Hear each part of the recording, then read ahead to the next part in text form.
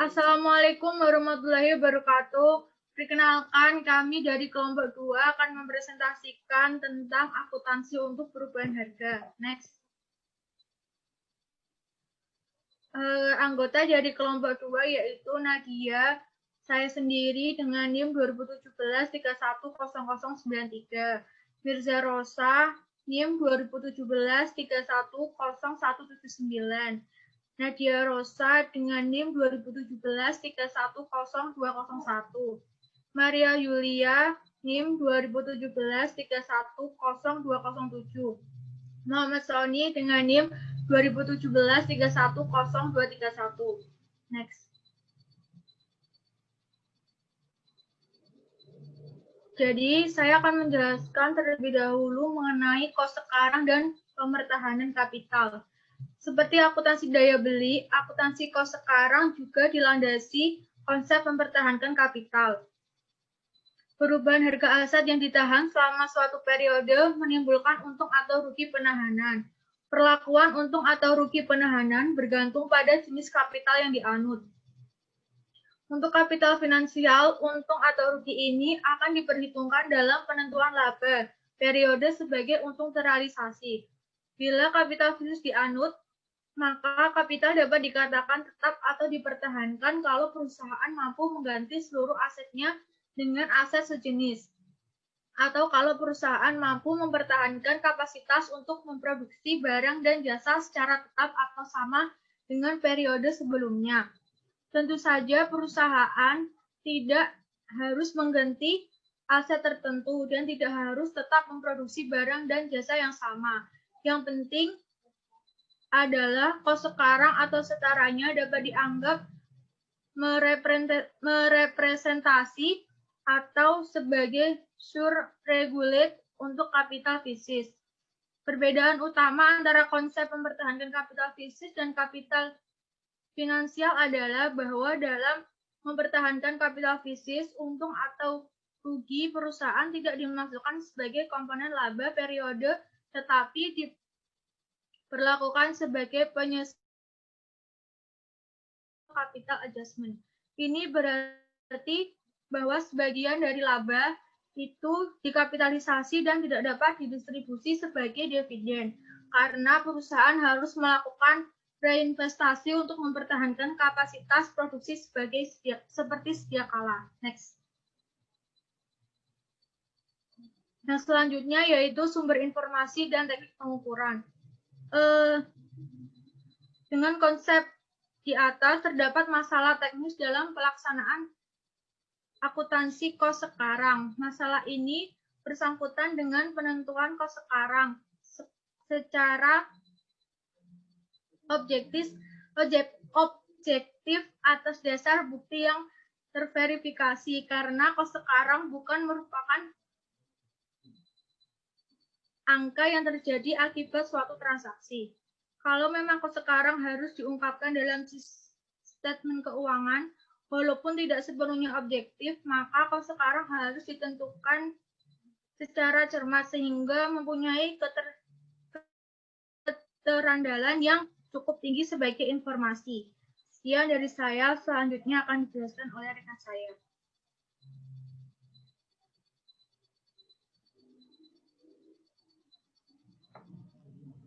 Terima kasih atas kesempatannya. Saya akan melanjutkan menjelaskan dari sumber informasi dan teknik pengukuran. Yaitu ada pengkosan unit.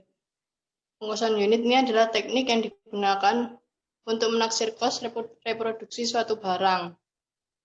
Biasanya teknik ini digunakan untuk barang atau jasa yang tidak mempunyai pasar keluaran atau barang yang bersifat khusus atau tidak standar.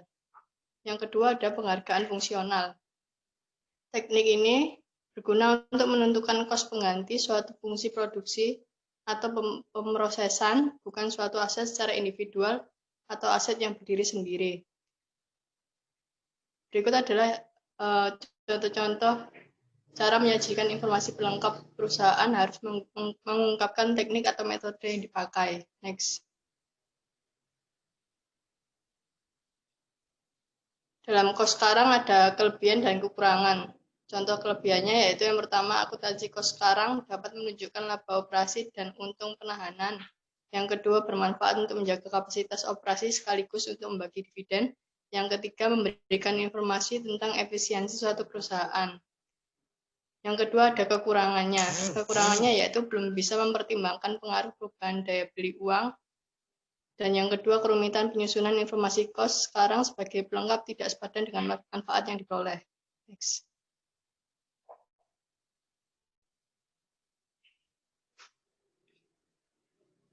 Selanjutnya ada akuntansi hibrida. Akuntansi hibrida ini adalah suatu perbandingan antara akuntansi daya beli konstan dengan akuntansi kos sekarang. Contohnya yang pertama adalah dalam akuntansi daya beli konstan itu mengatasi masalah unit pengukur. Kalau akuntansi kos sekarang itu mengatasi masalah penilaian. Yang kedua adalah dalam akuntansi daya beli konstan itu merevisi atau merevaluasi aset moneter pada akhir periode. Sedangkan akuntansi kos sekarang itu merevisi atau merevaluasi aset non-moneter secara terus-menerus. Yang ketiga, dalam akuntansi daya beli konstan, menggunakan indeks harga umum karena sasarannya perubahan harga umum. Sedangkan akuntansi kos sekarang menggunakan indeks harga spesifik karena sasarannya perubahan harga spesifik. Yang keempat, dalam akuntansi daya beli konstan, mengabaikan untung atau rugi penahanan pada saat revaluasi. Sedangkan akuntansi kos sekarang mengabaikan untung atau rugi terhadap daya beli. Yang kelima, dalam akuntansi daya beli konstan, mengungkapkan untung atau rugi daya beli atas aset moneter neto. Sedangkan akuntansi kos sekarang mengungkapkan untung atau rugi penahanan atas aset non-moneter neto. Yang keenam, ada akuntansi daya beli konstan, untung atau rugi sebagai selisih lebih bermakna sebagai penyesuaian kapital daripada komponen laba dalam rangka pemertahanan kapital. Sedangkan dalam akuntansi kos sekarang, yaitu untung atau rugi sebagai selisih lebih bermakna sebagai komponen laba daripada penyesuaian kapital dalam rangka pemertahanan kapital. Dalam akuntansi hibrida ini, yaitu perbandingan antara akuntansi daya beli konstan dan akuntansi kos sekarang ini secara teoritis penggabungan kedua akuntansi ini tidak menimbulkan masalah karena prosedur dan teknik akuntansi keduanya tidak merupakan prosedur yang tumpang tindih.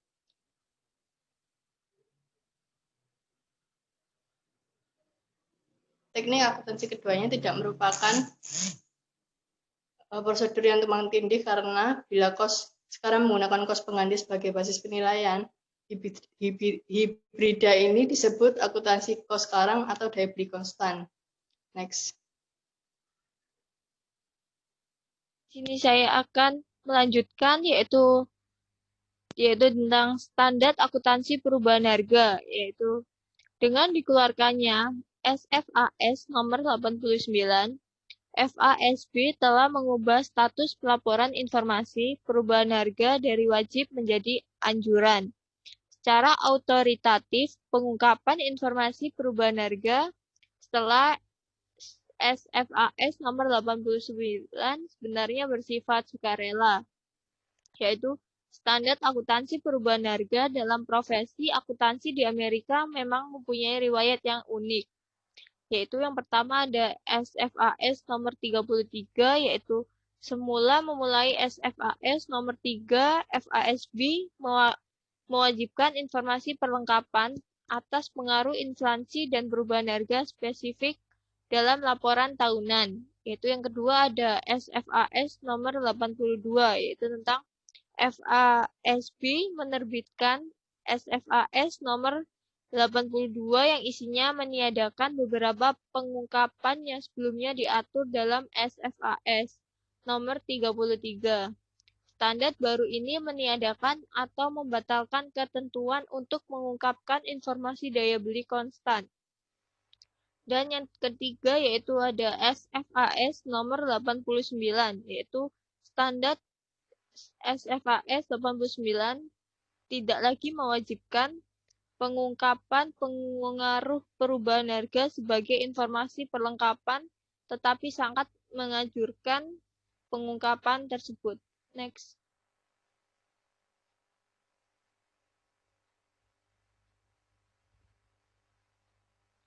Yaitu yang selanjutnya yaitu ada model akuntansi perubahan harga.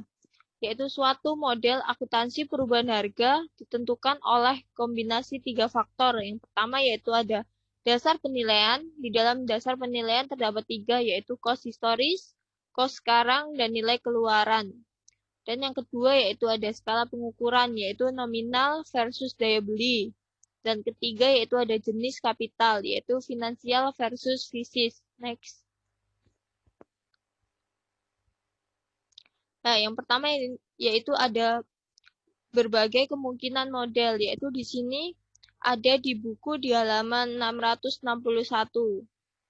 Yaitu yang pertama ada model pertama yaitu cost historis, yaitu ada penjualan sebesar 870 dikali 22.500, yaitu sebesar 19.575.000. Dan cost barang terjual MPKP yaitu sebesar 350 dikali 6.100, totalnya 2.135.000. Dan 520 dikali 6.300 sebesar 3.276.000. Dan ditotal dengan keseluruhan yaitu 5.411.000. Dan laba kotor penjualannya yaitu 19.575.000 dikurangi dengan 5.411.000 yaitu sebesar 14.164.000. Yaitu selanjutnya yaitu ada biaya operasi, yaitu ada depresiasi mesin lama yaitu sebesar 1.800.000 dan depresiasi mesin baru yaitu 1.464.000 dan lain-lain yaitu sebesar 7.564.000 dan di total yaitu sebesar 10.828.000 dan laba bersihnya yaitu sebesar 3.336.000 dari 14.164.000 dikurangi dengan 10.828.000. Next. Yang kedua yaitu ada penjualan daya beli konstan, yaitu yang pertama ada penjualan yaitu sebesar 19.575.000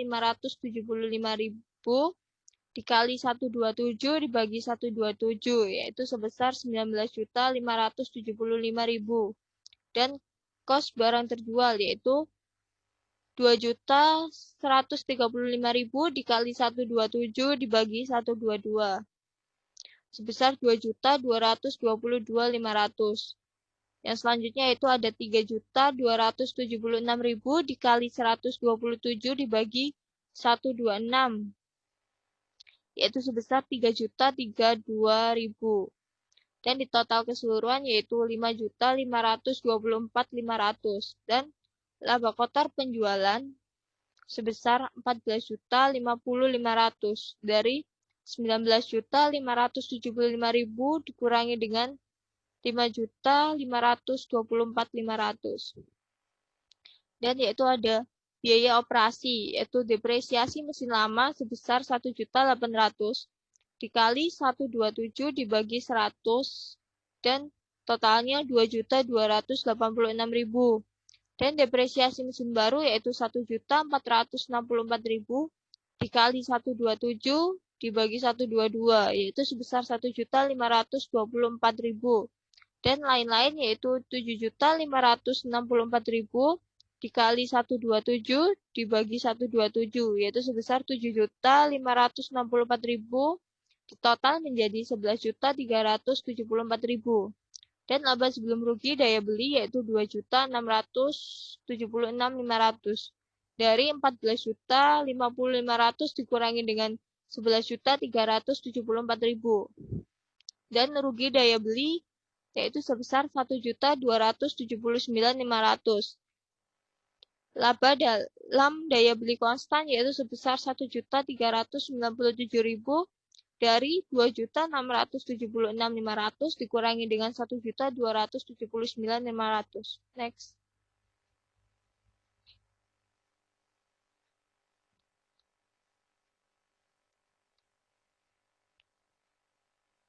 Yaitu yang kedua yaitu ada untung rugi. Ada untung rugi daya beli, yaitu yang pertama ada aset moneter bersih, yaitu kas sebesar 28.180.000 dan piutang usaha ada 21.600.000, yaitu ada 49.780.000 dan utang usaha 14.400.000. Dan saldo awal yaitu 35.380.000 dikali 127 dibagi 122 dengan total 36.830. Dan ada penjualan yaitu sebesar 19.575.000 dikali 127 dibagi 127 dengan total 19.575.000. Dan ada total yaitu 54.955.000, yaitu dari 56.405.000 dari 36.830.000 ditambah dengan 19.575.000, yaitu ada pembelian perlengkapan yaitu 14.640.000 dikali 127 dibagi 122 yaitu totalnya 15.240.000. Dan ada pembelian persediaan yaitu 2.135.000 dikali 127 dibagi 122 yaitu totalnya 2.222.500. Dan yang selanjutnya itu ada 3.276.000 dikali 127 dibagi 126 dengan total 3.032.000. Dan selanjutnya itu ada 5.760.000 dikali 127 dibagi 128 dengan total 5.715.000. Dan biaya yaitu ada 7.564.000 dikali 127 dibagi 127 dengan hasil 7.564.000. Dan ada penggunaan total yaitu 33.375.000. Dan di total keseluruhan ada 34.350.000, yaitu dari jumlah keseluruhan dari 15 juta sampai 7.564.000 itu di total hasilnya 34 juta.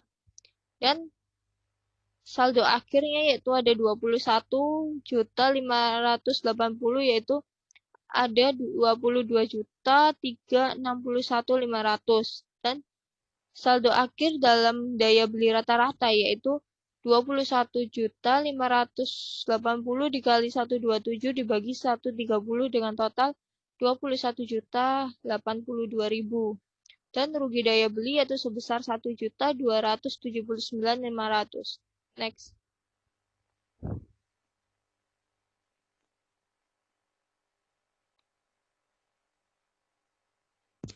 Yaitu model ketiga, yaitu kos sekarang, yaitu ada penjualan sebesar 19.575.000 dan kos barang terjual yaitu 870 dikali 6.350 yaitu sebesar 5.524.500. Dan laba kotor penjualan yaitu sebesar 14.050.500 yaitu dari 19.575.000 dikurangi dengan 5.524.500.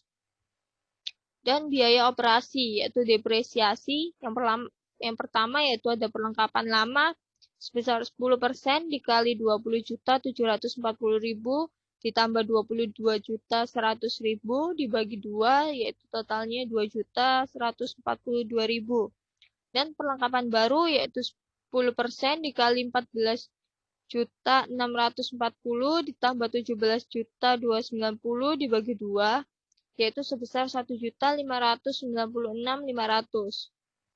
Dan lain-lain yaitu sebesar 7.564.000. Dan di total yaitu sebesar 11.032.500. Dan laba operasi yaitu 2.748.000. Dan yaitu ada untung penahanan terrealisasi, yaitu ada atas sediaan barang terjual, yaitu hitungan pertama, yaitu sebesar 113.500, dan atas depresiasi perlengkapan hitungan kedua, yaitu 474.500, dan di total menjadi 588.000, dan laba terrealisasi sebesar 3.336.000 dari 2.748.000 ditambah dengan 588.000. Dan untung penahanan belum terrealisasi, yaitu atas sediaan barang akhir hitungan ketiga yaitu 90.000, atas perlengkapan lama hitungan keempat yaitu 678.000, dan atas perlengkapan baru hitungan kelima yaitu 2.385.000, dan di total keseluruhan yaitu ada 3.153.000, dan laba kos sekarang nominalnya yaitu menjadi 6.489.000. Terima kasih, akan dilanjutkan oleh rekan saya.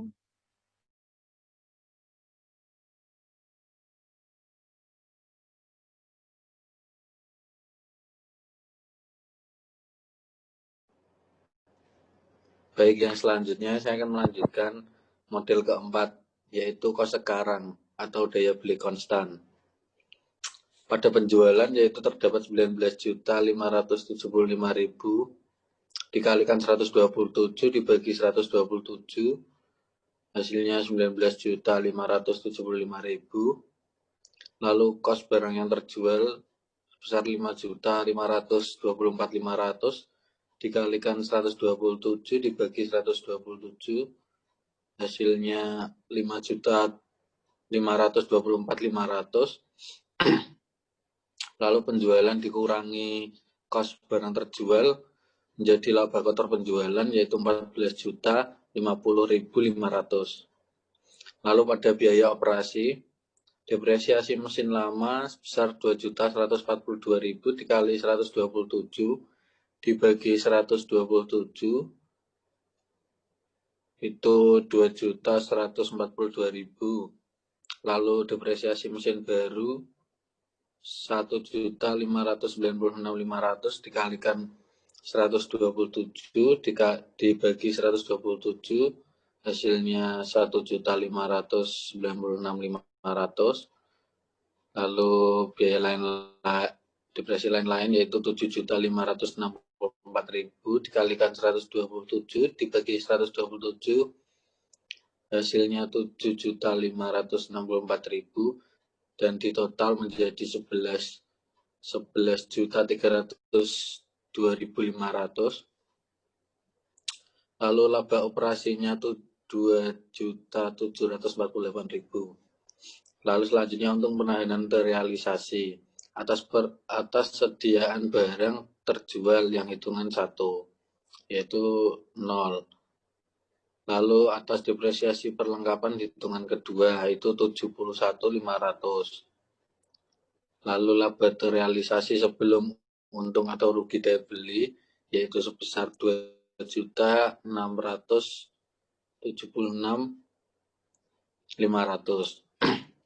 Lalu rugi daya beli model 2 itu 1.279.500. Lalu laba terrealisasi setelah untung atau rugi daya beli sebesar 1.397.000.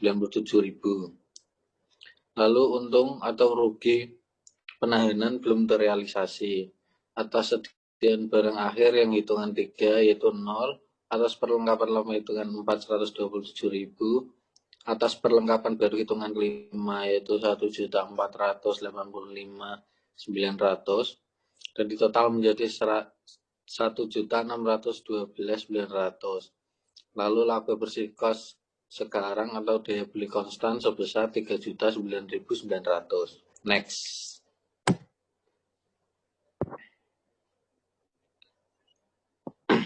Model 5 yaitu kos sekarang atau visis. Penjualannya sebesar 19.575.000, kos barang terjual 870 dikali 6.350 dengan hasil 5.524.500, dan di total dikurangkan keduanya yaitu menjadi laba kotor penjualan 14.050.500. Lalu biaya operasi pada depresi yaitu perlengkapan lama 10% dikalikan 20.740.000 ditambah 22.100.000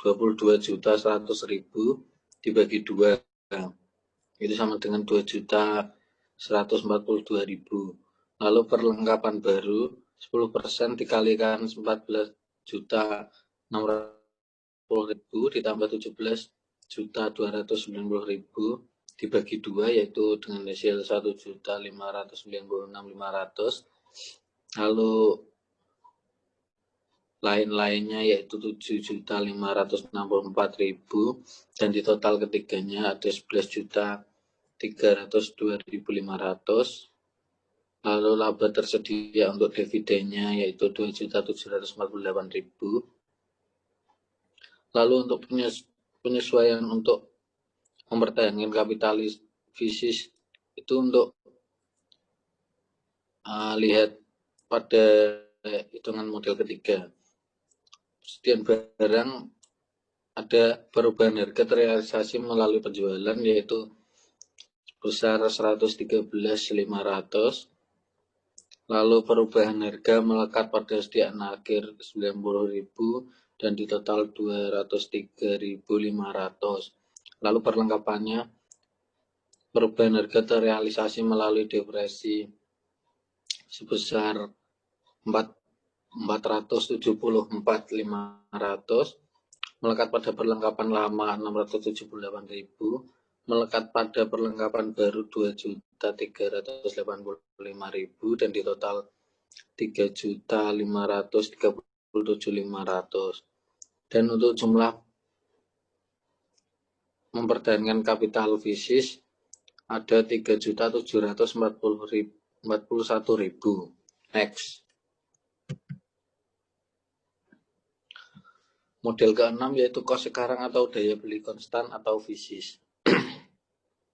Pada penjualan sebesar 19.575.000 dikalikan 127 dibagi 127 sebesar 19.575.000. Lalu kos barang terjual sebesar 5.524.500 dikalikan 127 dibagi 127 sebesar 5.524.500. Lalu dikurangkan menjadi laba kotor penjualan yaitu 14.050.500. Lalu pada biaya operasi depresi mesin lama 2.142.000 dikalikan 127 dibagi 127 sebesar 2.142.000. Lalu depresi mesin baru itu sebesar 1.596.500 dikalikan 127 dibagi 127 hasilnya 1.596.500. Lalu yang lain-lain 7.564.000 dikalikan 127 dibagi 127 sebesar 7.564.000. Lalu di total ketiganya 11.302.500.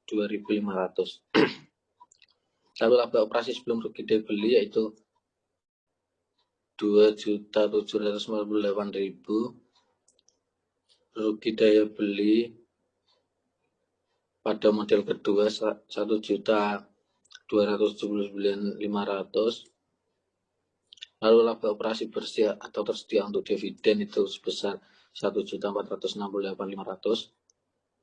Lalu penyesuaian untuk mempertahankan kapital fisis itu melihat dalam model 4 pada persediaan barang. Perubahan harga terrealisasi melalui penjualan sebesar 0. Perubahan harga melekat pada sediaan akhir itu juga 0. Pada perlengkapan perubahan harga terrealisasi melalui depresiasi yaitu 71.500. Lalu melekat pada perlengkapan lama 127.000. Pada perlengkapan baru 1.485.900 dan di total 1.541.400. Lalu jumlah untuk mempertahankan kapital bisnis yaitu sebesar 1.541.400. Next. Yang model ketujuh yaitu harga jual sekarang yang format pertama. Pada penjualan yaitu 870 dikalikan 22.500 sebesar 19.575.000. Lalu cost historis barang terjual MPKP 350 dikalikan 6.100 sebesar 2.135.000. Lalu 520 dikalikan 6.300 sebesar 3.276.000 dan di total menjadi 5.411.000. Lalu pada penjualan dan cost historis barang terjual atau MPKP dikurangi menjadi 14.164.000. Lalu pada biaya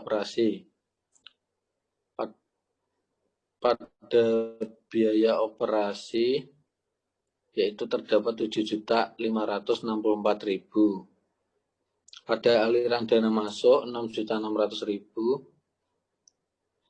Lalu perubahan harga sediaan margin hasil pembelian di awal yaitu 0 dan di akhir harga jualnya sebesar 22.522.500 dan pada cost historisnya sebesar 5.760 dan lalu harga jual dikurangi cost historis menjadi 16.762.500. Lalu selanjutnya perubahan harga keluaran perlengkapan itu pada model ketiga. Pada perlengkapan lama harga jual akhir sebesar 15.470. Harga jual awal yaitu 16.592.000. Lalu kenaikan atau penurunan harga sebesar 1.122.000. Lalu pada perlengkapan baru harga jual akhir 15.561.000 dan harga jual awal 14.640.000. Lalu kenaikan atau penurunan harga 921.000. Perubahan harga keluaran perlengkapan sebesar 201.000 dan laba bersihnya 23.161.500. Next.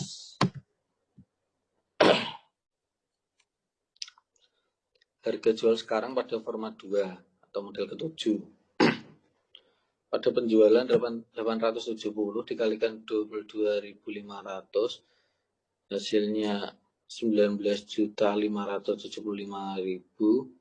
Lalu pada pembelian barang ada 3 dengan total 2.135.000, 3.276.000, 5.760.000 dan di total menjadi 11.171.000. Lalu pada operasi 7.564.000 dan di total menjadi 18.735.000. Lalu aliran kas berasal dari operasi sebesar 840.000. Lalu aliran kas masuk harapan dari sediaan akhir 900 dikalikan 25.025 sejumlah 22.522.500. Penurunan nilai atau harga aset fisik yaitu lihat format ke-1 itu sebesar 201.000 dan di total menjadi 22.321.500. Lalu laba harga jual sekarang yaitu 23.161.500. Next.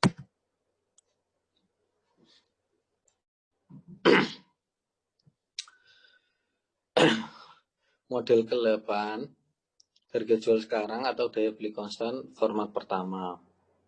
Pada penjualan, yaitu totalnya 19.575.000 dan kos barang terjual sebesar 5.524.500 dan ditotal menjadi dikurangi penjualan dikurangi kos barang terjual menjadi laba kotor penjualan sebesar 14.050.500. Lalu pada perubahan harga persediaan akhir, harga jual sekarang sebesar 22.2.750 dan total kos historis sebesar 5.715.000. Lalu harga jual sekarangnya itu dikurangi dengan kos historis menjadi 16.287.750 dan laba kotor setelah penyesuaian harga sediaan sebesar 30.338.250. Lalu perubahan harga keluaran perlengkapan. Pada perlengkapan lama, yang pertama harga jual akhir yaitu totalnya 15.113 dan total harga jual awal 17.272.000 dan kenaikan penurunan harga 2.159.000. Pada perlengkapan baru, pada harga jual akhir totalnya 15.201.900. Pada harga jual awal totalnya 15.240.000. Lalu kenaikan atau penurunan harga 38.100. Pada perubahan harga keluaran perlengkapan 2.197.100. Pada laba setelah penyesuaian fasilitas fisik yaitu 28.140.150. Lalu biaya operasinya totalnya 7.564.000. Laba sebelum rugi daya beli sebesar 20.577.150. Rugi daya beli dari model 2 1.279.500. Lalu laba bersih dalam daya beli konstan 19.297.650. Next. Lalu model ke-8, harga jual sekarang atau daya beli konstan yang format kedua. Pada penjualan totalnya 9.525.000, lalu pembelian barang total seluruhnya 11.239.500, lalu pada biaya 7.564.000 dan di total pembelian barang dengan biaya operasi menjadi 18.850. Lalu aliran kas berasal dari operasi sebesar 771.500. Lalu aliran kas masuk harapan dari sediaan akhir 22.522.500 dikalikan 127 dibagi 130 sebesar 22.2.750. Lalu total dari penurunan nilai akhir atau harga aset fisik format 1 19.805.650. Lalu laba sebelum rugi daya beli 20.500 beli yang kedua 1.279.500 dan laba bersih dalam daya beli konstan 19.297.650. Baik, terima kasih. Sekian dari kelompok kami. Bila ada salah kata, mohon maaf. Terima kasih.